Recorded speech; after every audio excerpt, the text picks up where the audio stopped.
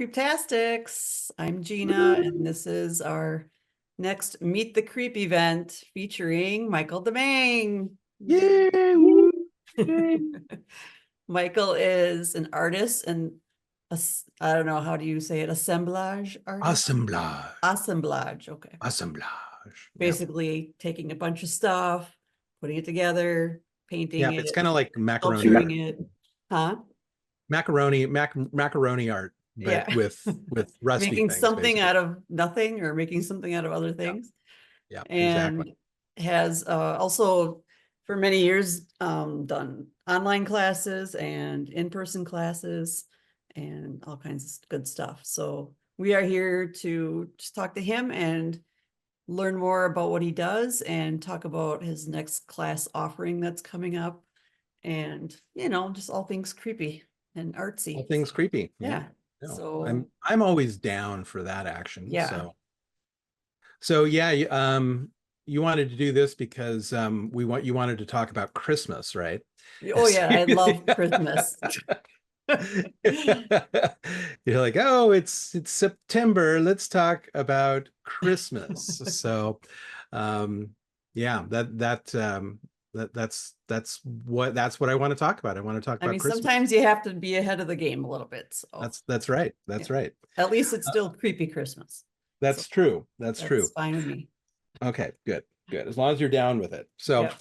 Yeah, I wanted to chat about some of the creepy characters from various lore. Well, mostly it's all like Scandinavian, Icelandic, sort of the Alps region, and there's just a lot of really cool different things. Actually, hold on one sec. I have to grab something. Okay. Hi, Kathy. So there's something I had to print out because it was I'll get to a point where, well, first off, half the names of these guys I can't pronounce, of these characters. So I have a cheat sheet, not that it's going to help me pronounce them, but it's going to help me list some of them off because there are so many weird things. So one of the things that I'm doing an online class starting October for Christmas, right? So, and it seemed appropriate to me because pretty much everything in there is creepy, with few exceptions. There's one character that's not quite as creepy, but it's so I thought that, maybe I could somehow in the future work this grand transition where it goes pretty much from September to October to Christmas, and then eventually goes all year round. And so you never have to not celebrate essentially a Halloween type month. So I figure if I can creep all the way to Christmas, I might be able to push it to Valentine's Day, maybe a creepy leprechauns after that. Right, exactly. Like that. Exactly. So basically the head honcho, and I think what we'll do is I will grab let's see if we can share my screen here, see if that works. And if so, we will. And do desktop. Go. And let's start off with the head honcho. There you go. There we go. Everybody see that okay? Yep. All right, that's Krampus. Yeah, so we're going to start off with Krampus. And Krampus is... The funny thing about Krampus is, so a lot of people these days, people know about Krampus. I remember when I first found out about Krampus was probably maybe 15 years ago. And I was like, who is that guy? And I always thought there was an image that you periodically see, and it seems like it's sort of a Gene Simmons tongue dude. And I always thought it was just the devil, but it's really Krampus. And Krampus is St. Peter's or not, St. Nicholas's sidekick, and he's the guy who dishes out the bad stuff. So he walks around and he's got like his switch, and all the little bad kids, he gives them a big whack. Now my dad, when he was a kid, so he was he was a military kid, and right after World War II, my grandfather was a colonel in the military, U.S. colonel, and they were stationed in Berlin. And as a kid, um, my dad remembers, all the little kids in the family lined up along a stairwell, and this, I don't think it was quite as crazy as this guy, but this this monstrous hairy horned beast costumed guy came into the room and said, "Du bist schlecht," basically, "you are bad," and he'd point to him and who was bad and who was good, and all that stuff, and that scared the crap out of him. Horrifying So for those kids.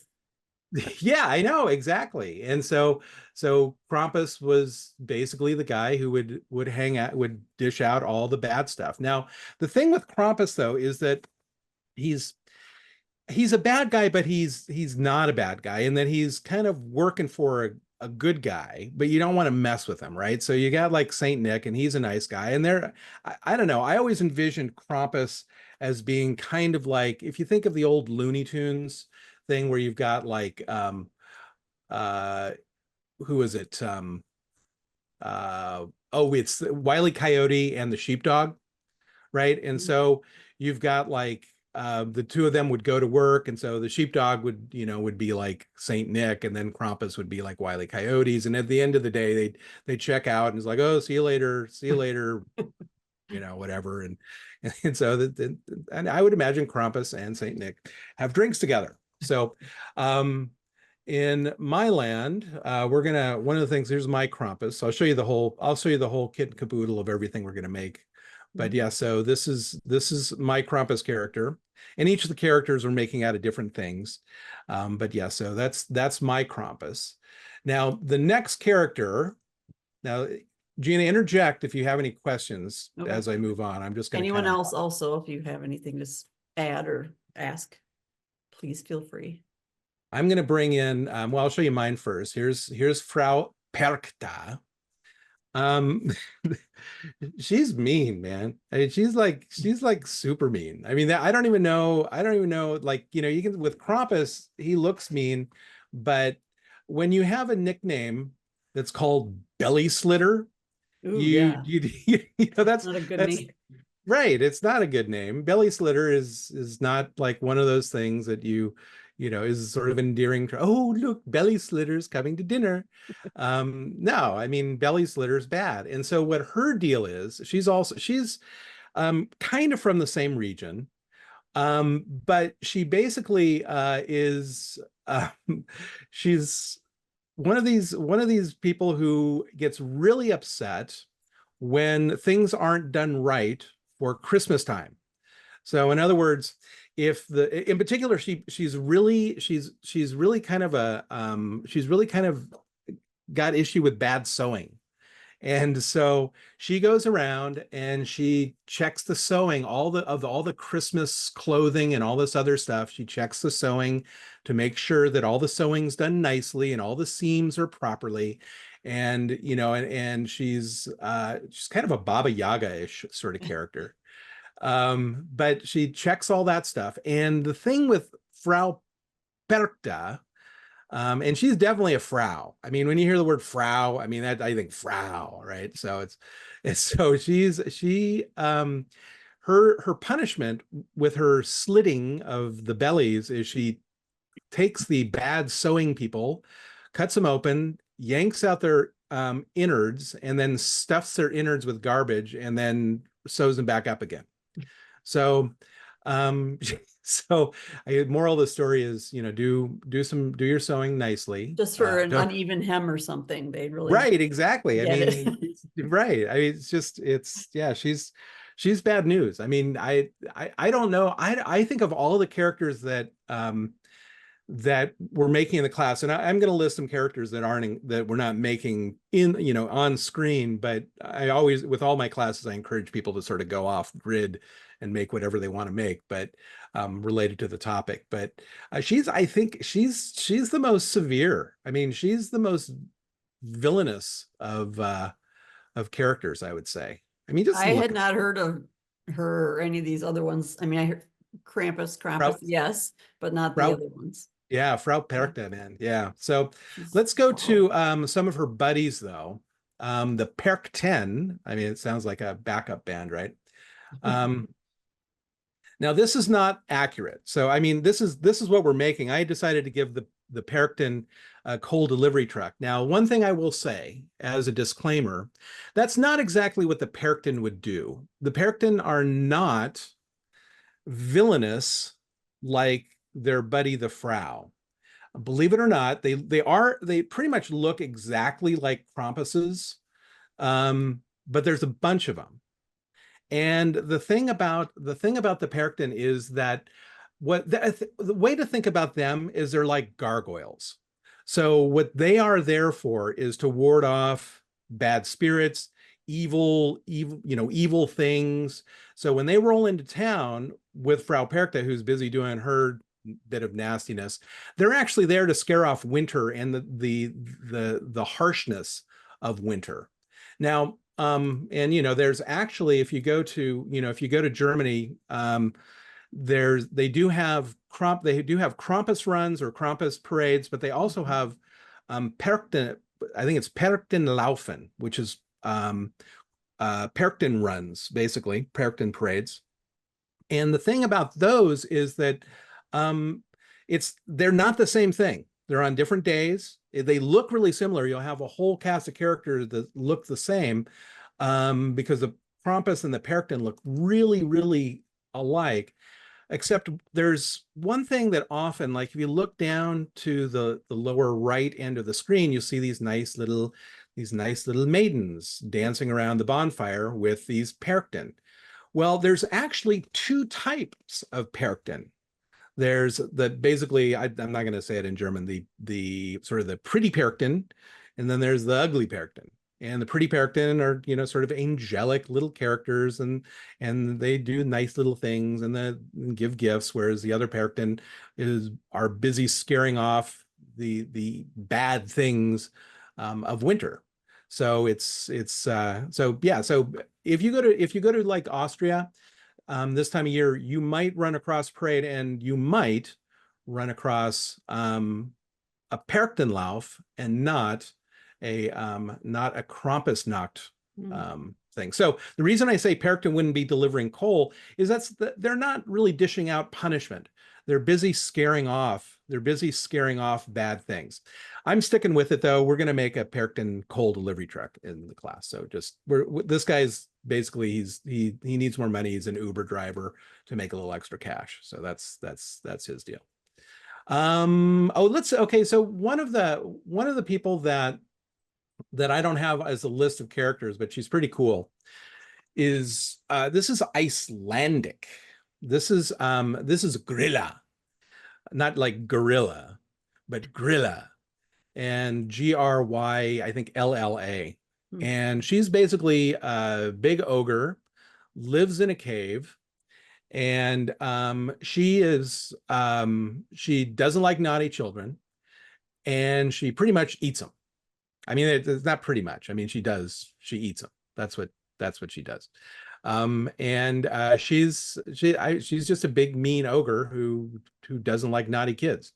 And I guess she's doing a service to the community by eating naughty kids. But anyway, that's her deal. But um, associated with her, well, we'll start with here. We'll start with the Yule cat. So one of her pets, so she's a giant, right?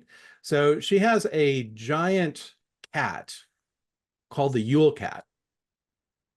And the Yule cat, usually black, and the Yule cat actually, what it does in the service of Grilla is it basically devours people who don't dress properly for Christmas. So if you, or not, no, I'm sorry, that's wrong. People who don't get Christmas or don't get Christmas clothing as a present for the holiday. So if you're not given clothes, I think it might even just be clothes. But if you're not given nice clothes for Christmas, um, the Yule cat will eat you, which So really kind through of no fault of sucks. their own. Exactly, through no fault of their own. Oh, you didn't get you didn't get any nice clothes, so I'm going to eat you, right? So no, it's totally unfair. It's, the cat just, it waits around, finds out who isn't, who didn't get a nice, and I mean, I guess perhaps it's might be a way of getting kids to ask for socks from Instead Aunt of Martha, toys, and yeah. they, oh, good, Aunt Martha Mhm. is giving me socks. So yeah, so the Yule cat. Now, the Yule cat that we're making in my class is much smaller. It's not, I didn't make it, I basically, because I was going to run out of room on my stage that we're making. So I have a much more petite Yule cat that we're making. I'll just throw a couple other quick images of the Yule cat. Here's one on the prowl. But yeah, Yule cat's just a big giant black cat that eats people who didn't get socks for Christmas. So now, the reason I went to get my notes is because the Yule lads, who are the sons of Grilla, there's He's been 13 of them. busy. Yeah, they're basically rabble rousers. Okay, they're sort of dwarves. I think dwarves or elves. I'm not sure how they're described, but there are 13 of them, and they all have different duties. And if I understand it correctly, they sort of pop up on different days. So you might have one show up on one day, and then another one show up on the other, and it's the 13 days that lead up to Christmas, right? So um, the 13 Yule lads are as follows, and I'm not going to even try and pronounce their name because it's stuff like Stek Yar Star and all that stuff like that. So I'll do the translation. Um, so Sheepcoat Clod is one of them, Clod, C-L-O-D. And what he does is apparently he has stiff legs and tries to drink milk from sheep. Um, and usually he's thwarted by shepherd's dogs doing this, but he goes around, bothers people by drinking their sheep's milk. I would assume while it's still in the sheep. But the next one is Gullygawk. This one, he hides in gullies, waiting for an opportunity to sneak into cow sheds and steal milk, another milk stealer. Then there's Stubby, the shortest of the Yule lads, and Stubby steals food from frying pans and often leftover bits of meat. This is okay. The next one is my favorite. Um, this one is Spoonlicker. He sneaks Look, around the kitchen and licks wooden spoons, leaving them unclean for people. So that's all he does. He just goes around and licks wooden spoons. So spoon licker. Then probably a good, a very close brother. His brother Pot Licker hides under beds and steals pots that have not been thoroughly scraped. So I'm not sure if that's like food pot. I kind of wonder if it's like like a bed, like a bed chamber type of oh, that thing. I totally don't know. changed about what I was thinking about him. I know. So I'm not sure because why would he hide under beds? So Yeah, anyway, that's the only doesn't thing make that gives sense me though. pause. So I have no clarification of that. There's a lot of licking going on, by the way. So here's bowl licker. He hides under tables and snatches it. There's a certain type of bowl. Here, I'll give you guys a different image too while we're at it, just for fun. Um, More devious guys. Then there's door slammer, and he loves slamming doors, especially at night, disturbing people's sleep. There is Skyer Gobbler. Skyer is it's a traditional Icelandic yogurt. Skier maybe. That yogurt like food, and he devours it whenever he can, so he eats up all that stuff. There's Sausage Swiper, who obviously swipes sausage. Window Peeper, and of course, peeping through windows in search for stealing things. Doorway Sniffer. This this is he has a huge nose and uses his keen sense of smell to find a traditional Icelandic bread, apparently. Meat Hook is another one. He carries a long hook that he uses to snatch meat, especially smoked lamb. And then there's Candle Stealer, and he follows the children and steals their candles, which were made in the old days. They were made of fat, so thus edible. So I wonder if those the are parents would go around and like slam doors and, lick off spoons and stuff and blame it on these yes. Oh, guys. it must be the Yule lads. It must be the Yule lads, which would probably be an indication that the gorillas nearby. So yeah, I mean, you could use that as it seems like a lot of these characters are all like childhood threats. It's sort of like behave or you're gonna get your spoon licked, buddy. Traumatizing. So I've only made one Yule lad so far. So I have my Yule lad. I'm not sure which one this is. I think that will depend on I'm kind of thinking I might make him door sniffer, because I'm kind of thinking he's a close second to spoon licker. But I don't know. I might give him a spoon. So that's the one. I decided to make him cyclopean just because it's me. So how big is that one? That one's, well, I'll show you. We've got, oh wait, I'll have to see if you have to look in my thing. It's about the size of my, I don't know if you, oops. There we go. It's about the size of my thumb, the length of my thumb. So there you go. I'll switch it over. You guys can see I'll show you when I'm done. I'll show the actual stage, give you a sense of it. Let's do, oh, here's one. Let's do Belschnickel. Okay, so Belschnickel, he's not necessarily a bad guy. Let me get rid of some of these spoon sniffers here. People might know Belschnickel from The Office. If you've ever watched the TV series The Office, Belschnickel was Dwight Schrute. In one of the episodes during one of the Christmas episodes, he dressed up as Belschnickel, who is sort of he is actually a gift giver, but he's also dishes out punishment. So he's kind of like a combination of Saint Nick and Krampus sort of rolled together. And basically personality. Yeah, exactly. He's like, why have two characters when you have one? Yeah. And he's usually sort of dressed in like all these furs and very, very ragged and dirty looking. Now the Belschnickel that I have made, here's my Belschnickel. Mine is actually a bobblehead. I'll show you his head bobbling when I'm done. But I made a bobblehead Belschnickel, mostly just because I made him bobblehead Belschnickel just because I like the way the alliteration rolled off my tongue. So bobblehead Belschnickel. So more syllables the better. So let's see who else we got here. Let's go to we've done that one. Let's do, oh yes, let's do Cogatillo. Okay, this is the weirdest one perhaps. Here's an actual Cogatillo.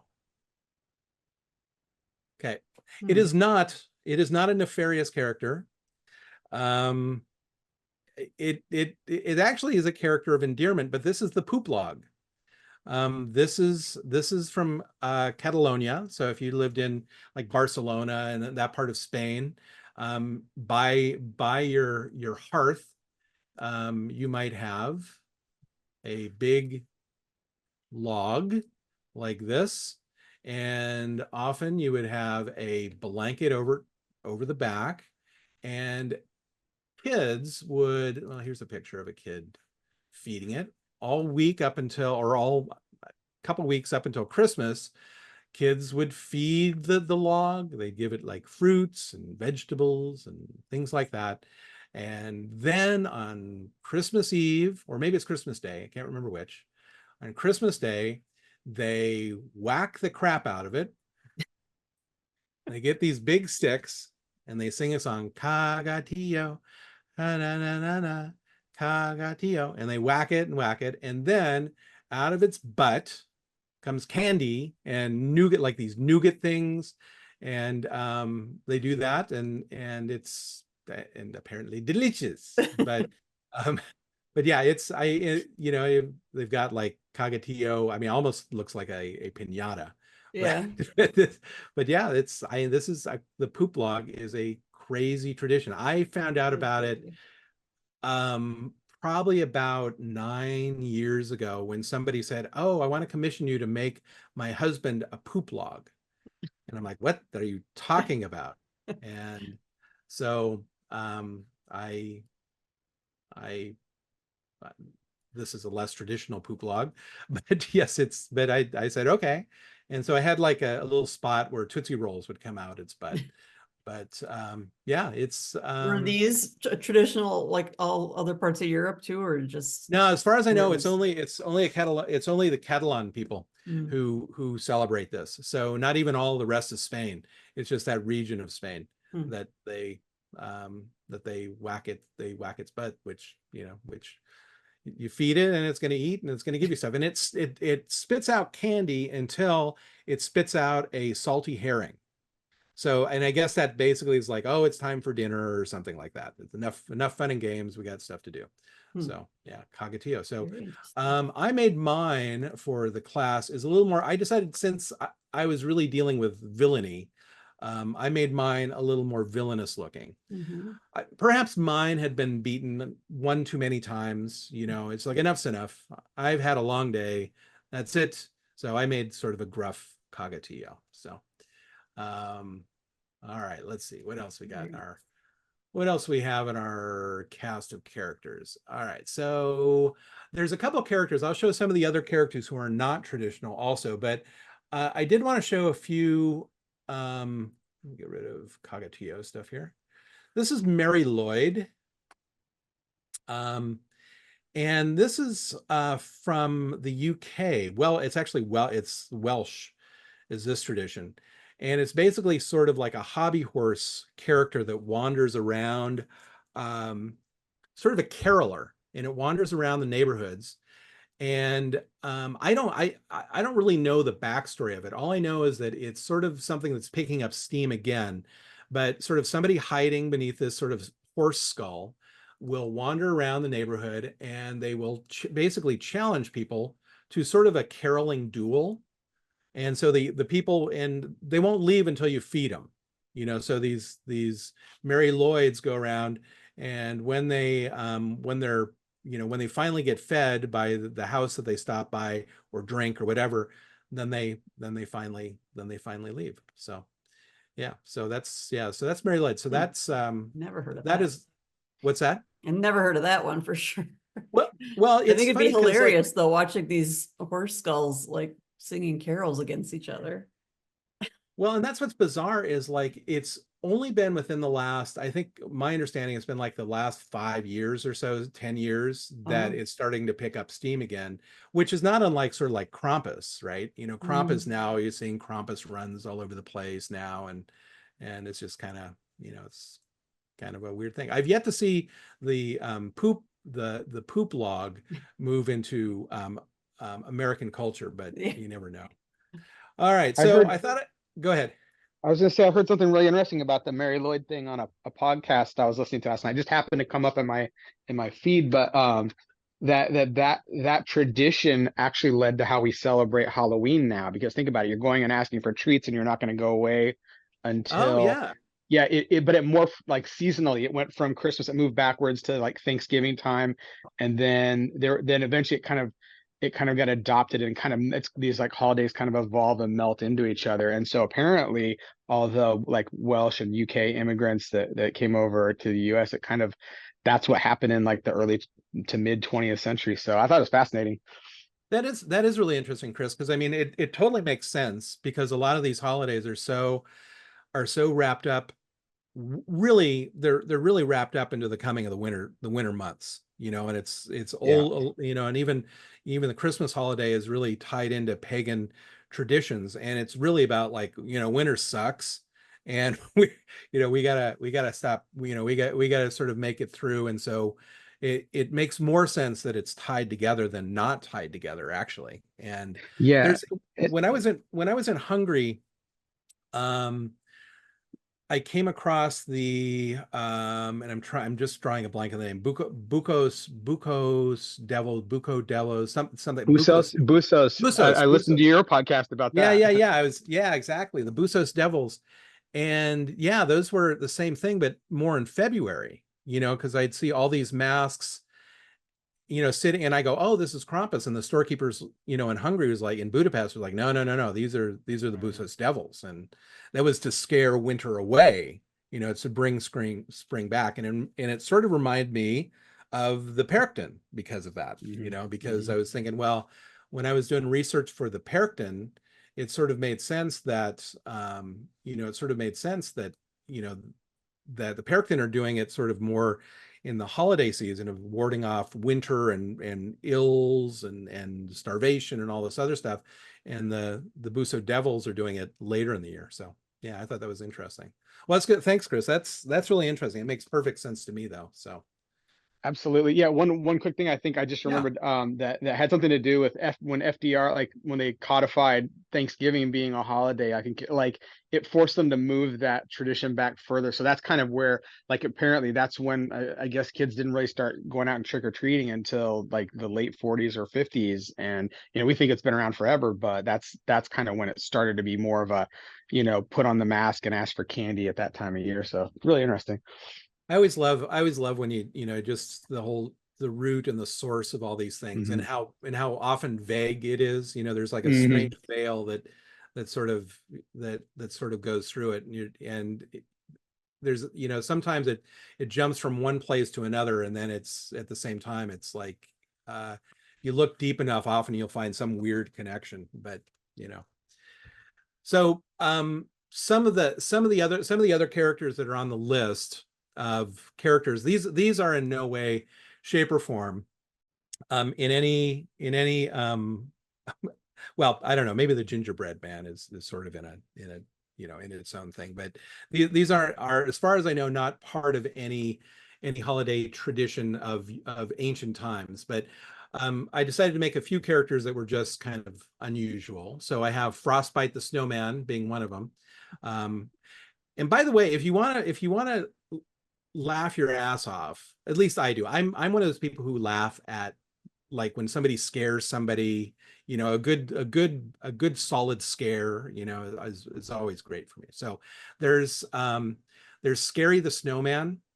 And if you look it up on YouTube, he's basically this horrible looking, obviously fake snowman that just looks like somebody stuck him out in front of a shop, and he just hides in there. And then as people walks by, he just sort of gently moves, and it freaks people out. And then of course they're videotaping the whole time, so they're recording it. And so anyway, I decided to do a Frostbite the Snowman. I think I've got a couple images of Frostbite. There's Frostbite. And of course he's grim, and yeah, so we're gonna make him. And of course we're also going to make let me pull up my little ginger dead man, which they had kind of a variation of the gingerbread man in the Krampus movie. If you saw the Krampus movie, they had these I sort love of. the Krampus movie. Yes, do you remember the evil gingerbread men? They were just like Yeah, I little. think I do. They started out kind of nice and friendly, and then they, of course, they were Turn. kind of gremlin-esque in nature, I guess would be the best Yeah. way to. So I decided to add sort of a zombie-esque quality. So we're going to make these sort of. I started out doing something really lame with them. I had these little cutout characters, and then I go, oh well, we'll do some things with like little skeleton faces on the gingerbread man, and that was just stupid. So I decided to take it a little bit further. So we're going to actually sort of, yeah, open up the gingerbread flesh a little bit, and do sort of a nice zombie-esque ginger dead man. So that's another character we're going to do. Who else is on the list that I haven't shown? We got that. Oh, we have a strange deer, which Ooh. is really just kind of a willy-nilly sort of. I just finished the. Okay, so when I make these classes, a lot of times I'll make the prototype, And then when I'm filming the class, I go back and make a different version of them. So I've made a new version of this also, which looks absolutely nothing like this. But it's really strange.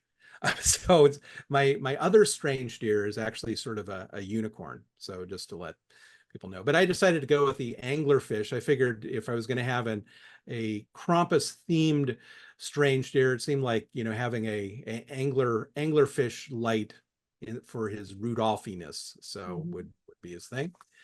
And then, well, I guess this relates, would be the taken tot.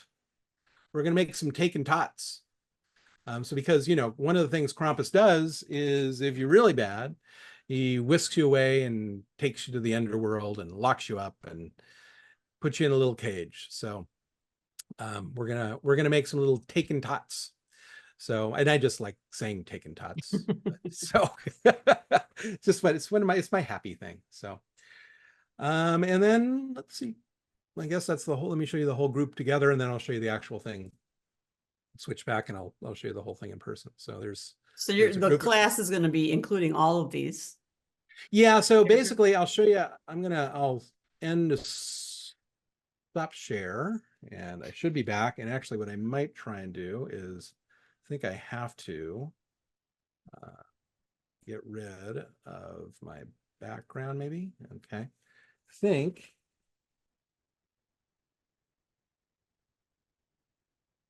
that got, nope. Okay, I gotta unblur my background. Hold on a second. See if I can do this. I know there's a way to do it. Maybe.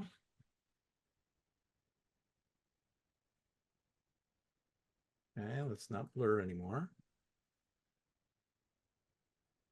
Maybe. A second, sorry guys.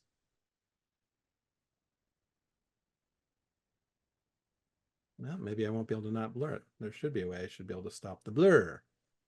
Did you go under the stop video thing and up to? Oh wait, there we go. I got it. Yep. Oh. I just had to re-click the thing. So all right.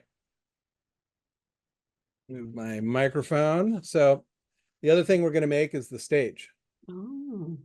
So that is the cast of characters.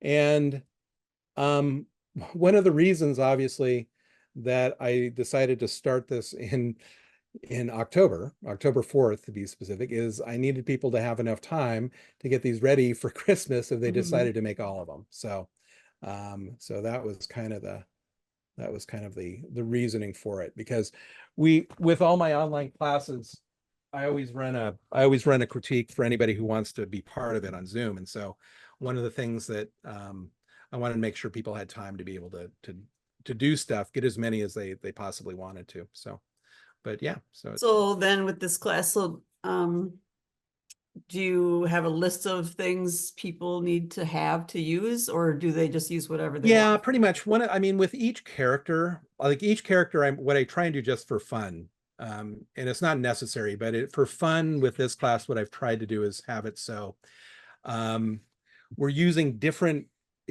a different found object for each character, more or less. So it's like, oh, for this one, we're going to use an old key just to, just for whatever. So there are a few things that are really pretty crucial. The painting is such a key thing. So getting good quality paints are always pretty crucial. The other thing that's, it's very handy.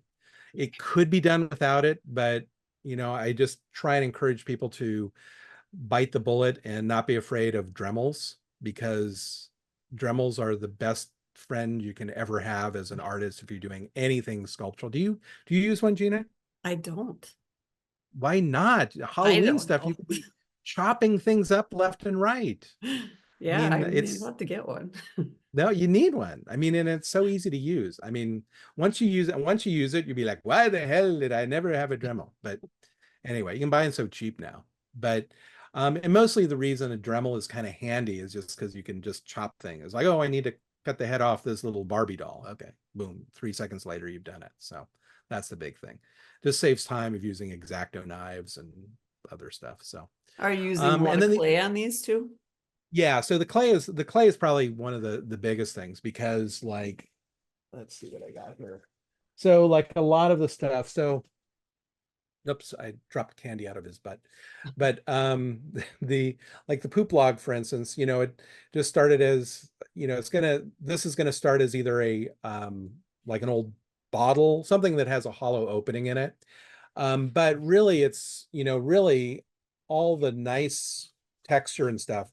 It's used building clay off of stuff. So all my things we're gonna be taking, let's see, where's a good one? Hold on a sec. Find Krampus.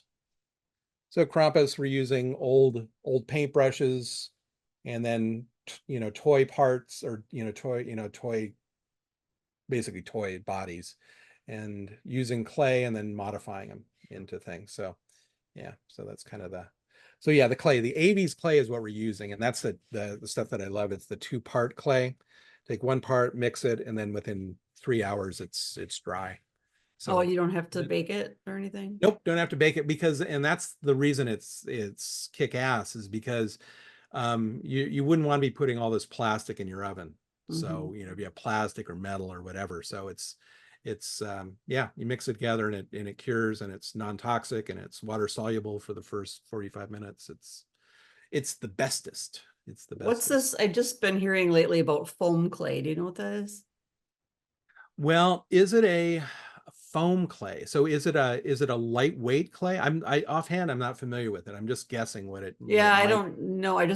I remember being on a couple of like Facebook groups of Halloween things and people asked what did you use and they said foam clay.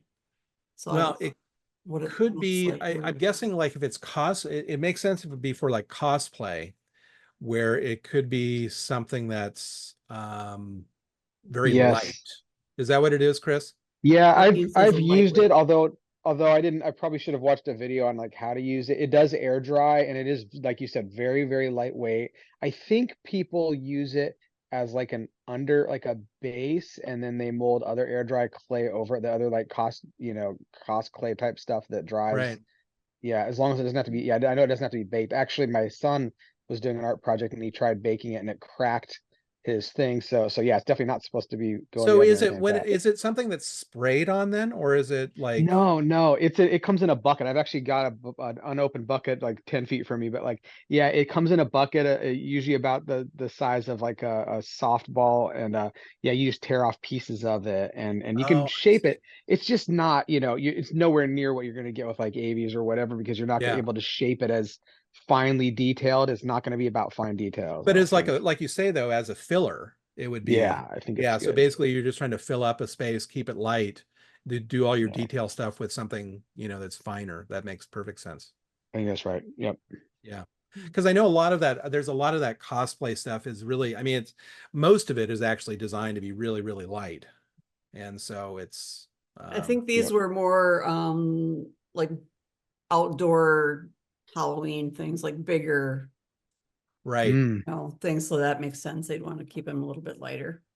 Yeah, you have a giant Mhm. skeleton in your yard. You Yeah. don't want that falling on a trick or treater, and Yeah. it's like, I made it out of 2x4s and anvils, and oh well, that's not Has that wouldn't be. anyone here ever been to one of these Krampus parades or anything like that? Or in Germany or anywhere? Well, I had some friends who were there, 2 years ago at my behest. Um, and I know Kathy, you know Evelyn and Alan. Um, and they went over there to do all the Christmas markets in Austria and Mm. Vienna and whatever. And I said, "What dates are you in Salzburg?" And oh, we're going to be this there. And I go, you know what? There's going to be a Krampus parade, and I'll see if I can find out where it's at, but you should go check it out and tell me what you think.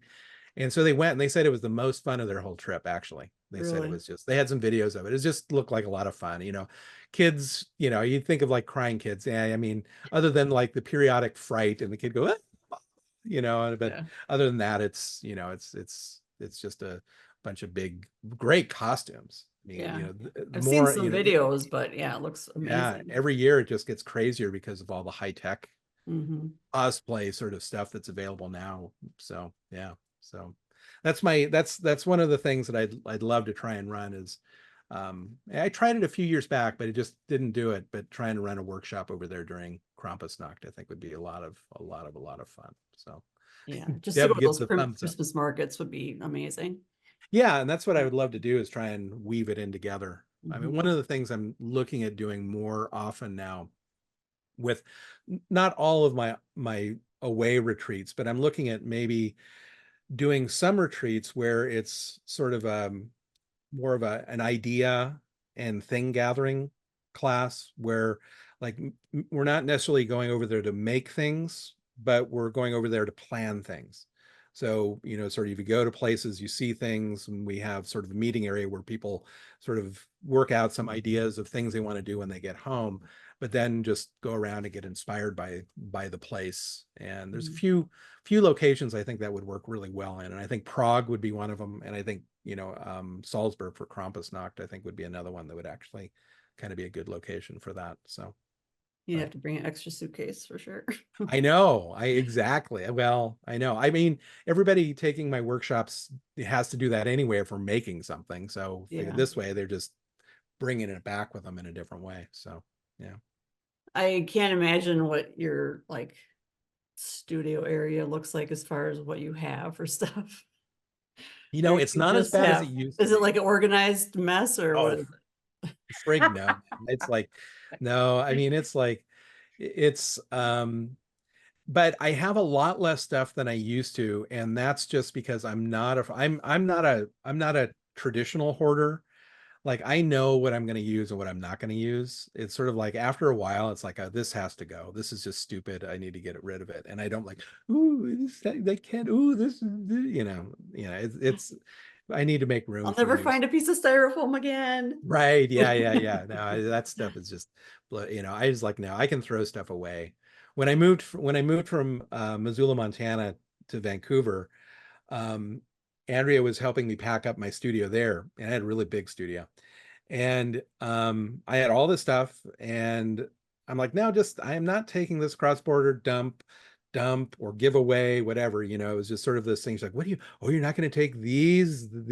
I'm like, no, I don't need, I was just like, ditch them. And she's just like, I can't believe it, so yeah, no, sometimes it's got to go. It's got to go. It's got to go. When you were going to college for art and you first started out doing art, was it always kind of like a little bit creepy vibe and stuff, or no? Yeah, I've been doing sort of creepy stuff, I think, as long as I remember. I mean, the story that I always tell is that when I was a kid, I used to have nightmares, and my mom started telling me to draw monsters to sort of ward off nightmares, which in many ways is what, a lot of these creatures were invented for, is help people deal with scary things, right? And so and then and that led to me watching Dark Shadows. As a kid, I would come home from kindergarten or whatever, and watch Dark Shadows with my mom, and so yeah, so ever since I was a little kid, I was always a little bit on the shadier side of the street. But that was because I'd sort of befriended monsters early on, and it was and so from that day on, it was just sort of exponentially grew. In my college years, it was more, of course, in art school you're trying to be an artist, so I was still doing that, but it was more it was more subversive, because you kind of had to get through the professors. So, if you're overly like, oh, I'm doing creepy things, okay, well, that can be viewed as trite, or oh, is it really art, or whatever. So I was doing a lot of stuff that was very more expressive. I was a painter back then. I was doing very expressive stuff, but it was still very, very shadowy sort of stuff. It definitely had a lot of there was an eeriness to it, Dark for sure. side, yeah.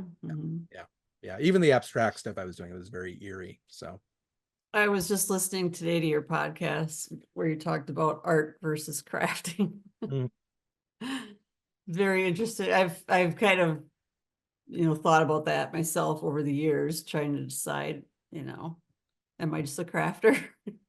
At some point you just have to just not give a crap, I mean, at Yeah. some point you do what you like to do. And I mean, for instance, a good example to me is somebody like, a person could easily look at an artist like Edward Gorey, and if you think of, Edward Gorey's work, right? The Gashly Crumb Tines, B Mhm. is for Basil, who was eaten by bears, and so, Yeah. and all his work has such that childlike, grim quality about it. And the question is, well, but is that really art? Well, I don't know. I mean, does it? I mean, he was doing what he liked to do. He's passed on many, many years ago, and obviously people are still drawn to, the Gashly Crumb Tines, and it's just I don't know. I think at some point you just have to not care, Mhm. I mean, it's um because it just what purpose does that serve? I mean, other Right. than to feed into what your old art professors used to tell you, I guess. But Yeah. so, I mean, I think it depends on just the person looking at it. If are they going to view it as art or as a craft? I mean, it doesn't well, and matter. I think I Some mean, it's sort people, of like that podcast you were talking about, that episode. It was it, the line is so it's become a big line in the fine arts world in Europe and America. It's become really important to know if it's craft versus art. You go south of the border, you go to, I mean, that's not something that's talked about. Like, it's, you make things, Mhm. and I don't know. It's just it's different. It's just a different, I don't know. I stopped worrying about that a long time ago. It's sort of like um you just have to make what's in your heart. And hopefully what's in your heart is something that has some resonance outside of you. With I think that's someone, really, yeah. yeah, I mean, I think that's really the most important thing is, Mhm. to try and put something out there, and then you just keep your fingers crossed that it resonates. So Yeah. Very interesting. It's always just, kind of a shot in the dark when you put stuff out there, wondering if anybody's gonna even get it. it's true. I mean, it's totally true. And it's I mean, and you don't ever, I mean, it's hard to know. There's so much luck involved with art and success anyway. you know um it's sort of like, as you get the Van Gogh scenarios all the time. It's like, oh, such a great artist, too bad he didn't see any of it. He didn't see Yeah, any ounce of that. And right. that's there are so many people that's like, I mean, even one of my favorite artists, Arcimboldo, who you might know him. He was a Renaissance painter who painted these portraits, but they're all of different things. Like, it looks like a man, but it's all made of pieces of fruit. Like, it's like, Mm. or he's like a person, and their face is all composed of different parts of fishes. But it looks so bizarre given that it was made in the Renaissance, right? Mhm. And he was famous at his time because a duke or a prince or whatever, said, "Oh, I really want some more of these. These are great. Make me a cheese man." Okay, there's a cheese man. Okay. And but then he sort of went into obscurity, and I think it was the surrealists. I think it was the surrealists in the 20th century that actually sort of brought him back to sort of some renown. But Mm. but it's, yeah. So I mean, that happens. I mean, it's sort of like, I guess, I don't know. Maybe, I don't know if it'd be a curse or a blessing to be on your deathbed and somebody go, "Oh, you're worldwide famous now." Oh, you're like, like, damn, Just why didn't missed you show it. up 10 minutes earlier? It'd be 10 minutes longer, I'd have some. I don't Yeah. know. I don't know. Yeah, in the end, it's just about making ourselves happy, I think, anyway. Yeah, So, yeah, I think so. I think so. yeah, That's much as you can anyway. That's sort of, you're not doing it for you. I don't know who else you're going to do art for, but right. so that's my motto. That's my mantra. So Yeah. When is the deadline and stuff for your class? And Well, there's no deadline, but I do have an early bird dealio running until next week, and I might extend that if people are we'll see how enrollment goes, but I might extend that. But there's an early bird dealio till next week, and then class starts on the 4th. So basically on the 4th, what happened with my classes run is pretty much all the videos are made and they get them all at once. They have them forever. You can download them to your computer if you want. But they basically can work on them at whatever pace they want to work along with whatever they can do it. What I do that sort of the live components are I do weekly Q&As on Facebook Live where, if people have questions throughout the week, then we can just kind of go through that. And then the critique. The critique I think is a week before Thanksgiving, I think, if I'm not mistaken. And then that's just up to people if they've finished or not finished. It's up to them. They can just we can talk about what they did and how they feel about it and all that other stuff. So yeah. All right. Well, feel free to post about everything again on the group or whenever you want, and Cool. Thanks, early Gina. bird special and all that stuff, whatever you want to do. Cool. I love it when people post their stuff because I I'll be I feel like that's why I'm there, promote your art. I'll be more than happy to pimp my wares on your site. Yeah, go ahead. Pimp away. All right. Well, I will wrap it up, and All thanks right. very much for coming on and talking about it. Very interesting and almost gets me a little bit excited for Christmas, but It's kind of weird, right? I know. I'm here today. It was like crazy hot, and I'm like going, I'm going to be talking about elves and things, Christmas elves, and it's friggin' 90 degrees outside. So all right. Thanks everybody else for joining too. And thanks, everybody. You. Thanks. bye, everybody. Have a good night. Thanks, Michael. Thanks, Gina. Appreciate it. Yeah, you bet. See you later. Talk to you soon. Bye. Thank Yep. you. Ciao, ciao. Bye.